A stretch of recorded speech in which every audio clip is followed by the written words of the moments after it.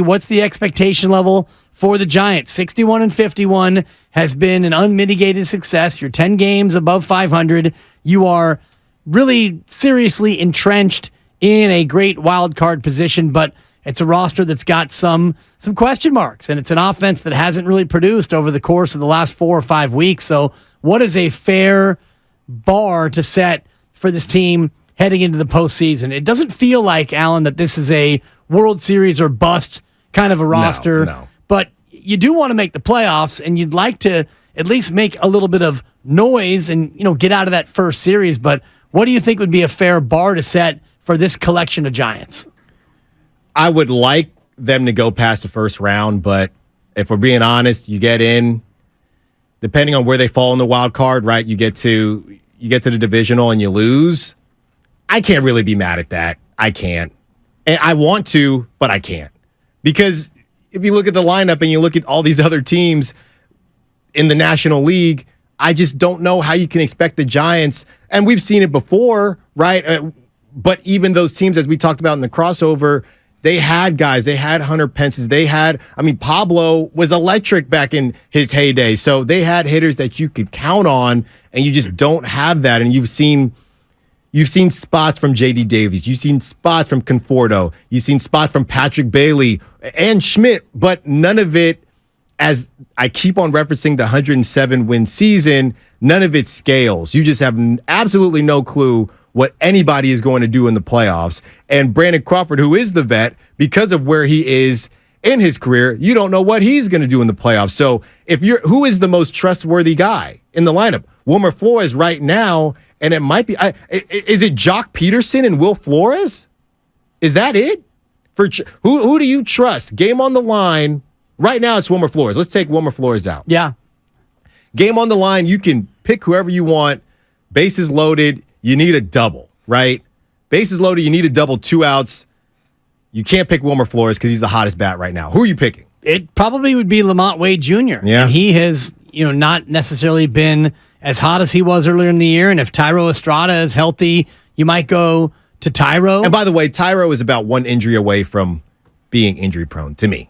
Yeah. I think so. I mean, it's unfortunate the injuries that he's had this year, which has cost him plenty of playing time, but that's been the majority of the Giants. And, it all depends on, who would you want up comes back to the Gabe Kapler approach. No. If it's a lefty, then maybe I want J.D. Davis. And if it's a righty... Take that part out of it. You can't take that part out of it because that part is if you want to pick a lefty, it's doing. a righty pitcher. If you want to pick a righty, it's a lefty pitcher. Does that make it easier for you? I think the nature of what they're doing makes it so that is endemic to this very conversation, because if it is a lefty, then it's a certain number of Slater. guys. Exactly. Probably Slater, number one. It would be Slater. And if it's a righty, then Slater might as well be in street clothes because you're not going to use him at all. It would be, Lamont Wade Jr. or, Jock Peterson or another one of those lefty bats that you would turn to. And Mark and I were talking about this in terms of how hard it is to love this team. And I do think that that's a big part of it because so many players in and out all the time, the shuffling of the lineup. You got openers in your rotation in at least 2 spots, sometimes more. It's hard to really latch on to any of these guys.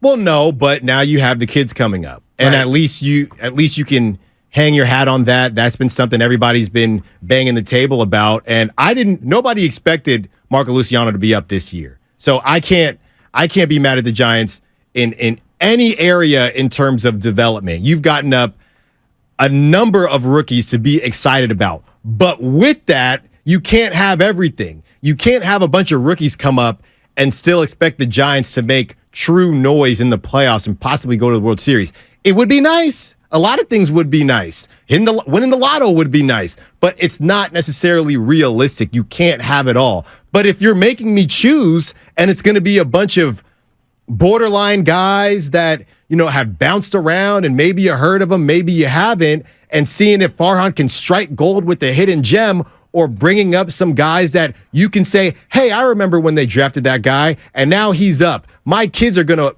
hopefully watch him play with the Giants for years. I will sacrifice, even if that dude's production isn't the same as whoever who's been around the league, an AJ Pollock or somebody like that.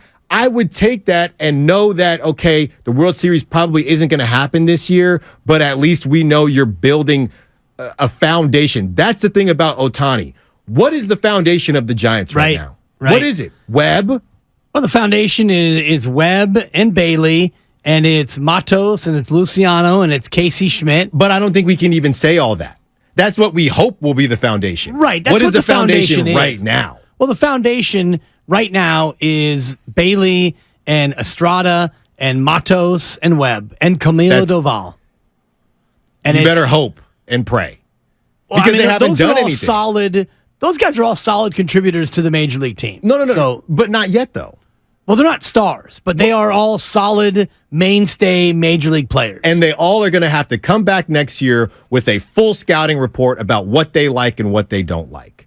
And to be fair, if you are the pessimistic Giants fan instead of the optimistic one, why in the world would Shohei Ohtani sign up for that? Why? Why? For a bunch of second-year guys? Right, and a bunch of mostly unknown commodity players. And, if you look at even the younger guys who they have under team control, none of them are necessarily that impressive to where Shohei Ohtani would look at that and say, oh, yeah, this team is definitely better than the Dodgers. Right, okay, so same idea, right? And it might not be fair because this dude is a complete stud muffin, but Ellie De La Cruz. That's somebody where I feel very... A Reds fan would feel very comfortable saying, yeah, that's a foundational piece. I don't need to see anything else. Now, this dude is one of the most electric players that we've seen he's in a phenom. Decades, right? But that's somewhere where Shohei could say, yeah, I think we're good here. But there's nobody besides, hey, in terms of battery, okay, Patrick Bailey, I think that plays very well. Yeah. Right? But besides that, all right, so you guys brought up some prospects that are maybe okay. A couple of them have showed some flashes, but, and that's just one aspect of this. Right, and nobody is going to compare any of these Giants young players to Ellie De La Cruz, and that's unfair because he's one in a million. Or Ronald Acuna Jr., a guy who came up and immediately flashed at that same level, and the Giants aren't really built for that. And, Kyle Harrison might eventually be that sort of a De La Salle. That sort of I wasn't going to say it this time. It's better when it comes from me. He might be that sort of a flashy prospect to where if he comes up and pitches to form with the electric stuff that he has and shows pinpoint control and he can come up and be electric, well, that becomes a piece that would be attractive to a Shohei Ohtani. Well, and the person who we haven't spoke about yet, who is the most highly touted position player prospect, would be Marco Luciano. And the thing is, every team has top prospects, but then you have to come up and you actually have to do something. Ellie De La Cruz, we know that he's supposed to be a phenom. A lot of people didn't know it beforehand, but then he comes up and he shows up and shows out. Okay, now everybody knows his name. Marco Luciano, but we know the Reds have gotten hot as Ellie De La Cruz has been hot, but he might go back down if they didn't catch fire and he didn't play the way he's been playing. So you got Marco Luciano who's come up. He did some nice things. We know he's not Ellie De La Cruz. Now he's back down. Apparently he's working the second base option to see what he can do there, but he hasn't done enough. But I will say that's probably the flashiest position player. But again, if you're Shohei, I don't care. Right. Everybody's a flashy prospect until they don't do anything. We don't want prospects. I want players. Exactly. And what he wants is to be able to win. And that's where I look at his current situation in Anaheim, where the Angels, the team that the Giants will face today, I think they've lost 6 in a row or 7 in a row. They're a team that is absolutely reeling. And so if you're Shohei Ohtani and you want to win, and you look at the additions they made at the trade deadline, and still you are losing more games than you're winning since then. You've lost 8 of your last 10. So you look at that situation and you can't rightly say, oh, yeah, we're going to be better next year and I want to stay in Anaheim and win. So then you look at other West Coast cities and you look at LA and you see a team that always seems to have a loaded roster. And then you look at San Francisco. I don't see where you would look at the Giants and think they have a better chance to win than the Dodgers. No, and when we have conversations about the Giants' chances of this year, the reason it keeps going back to Ohtani is because I do think it's a lot of the same conversation, because you need rookies to play well in order to win the World Series. You also need the rookies to play well to show Shohei that we got some action here. and there's just one too many rookies. I mean, be careful what you wish for, I guess, Dibs, because I really wanted rookies up. A lot of people wanted rookies up, and it was almost as if the Giants said, fine, you want to keep talking about the rookies? You get a rookie, and you get a rookie. Exactly. We're going to send them all the rookies, and nobody can say we're holding out on the rookies anymore. And now there's too many.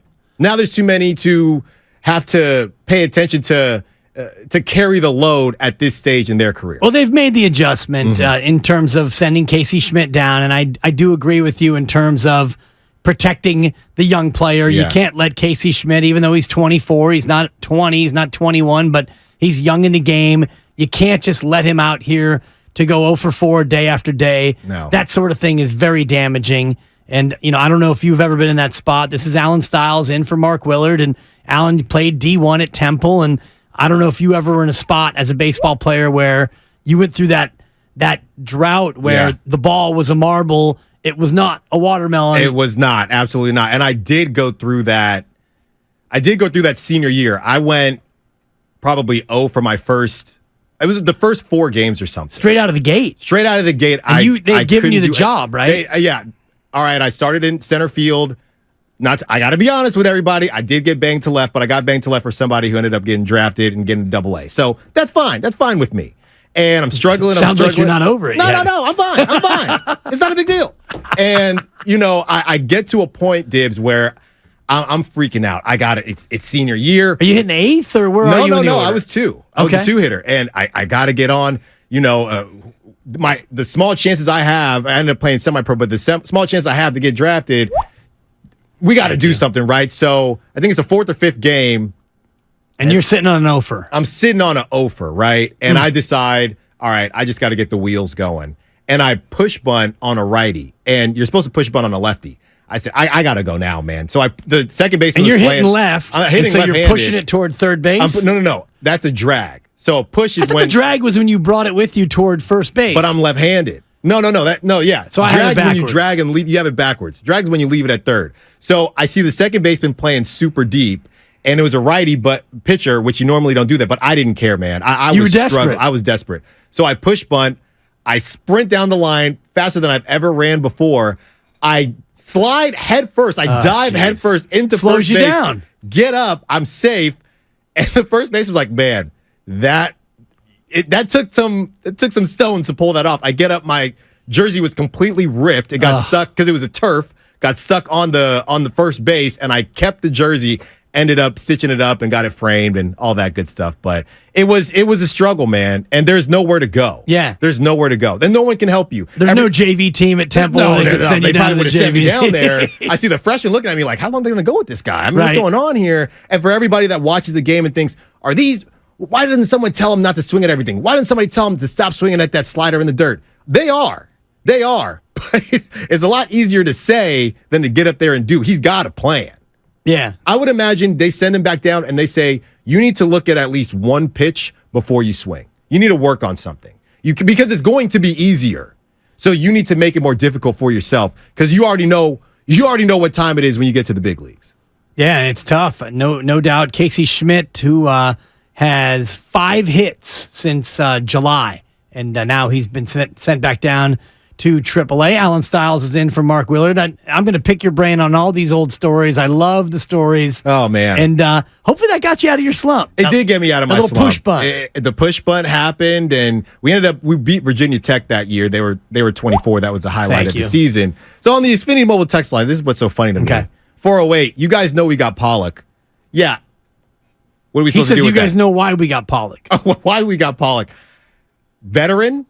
Right. A guy to come in. Familiar with the division? Yes, and somebody who can play while Yaz is out. And Yaz is reportedly getting closer to returning. And when he does return, you may find that Pollock gets DFA'd because you're going to run out of available spots, and you already have enough veteran guys on your team who don't necessarily hit as it is. But what if he just gets hot? What are you going to do then? Can't take me out the lineup, coach. Well, then you keep him. So far, you've given him 3 at-bats over the course of 3 games played. He's 0 for 3 with a strikeout. So even though you need some punch right now, you need some help offensively, you haven't found the opportunity to even play him in the the week since you got him? Yeah, you got him on the 31st, right before the deadline. So you've had him a week, and you've given him 3 at-bats. That tells me exactly what they think about A.J. Pollock. Just in case somebody else gets injured, right? Yeah. It's half yes, half, okay, if somebody else goes down, we can't. Again, way too many rookies. We can't go any deeper. And even looking at Luis Matos, who does look very comfortable, I do wonder sometimes when I'm watching him, okay, he's right-handed, he's got speed. How does he project, right? Because it hasn't been very long that he's been up, but I don't see him as a power guy. Right. I wouldn't call him a tweener because he can steal bases. So he's definitely a top-of-the-order guy. Is he going to be the staple? I mean, it's different right now. It's not the typical leadoff hitter thing that we saw from back in the day, but he is a guy who I know he's talented. I just don't really know how he projects.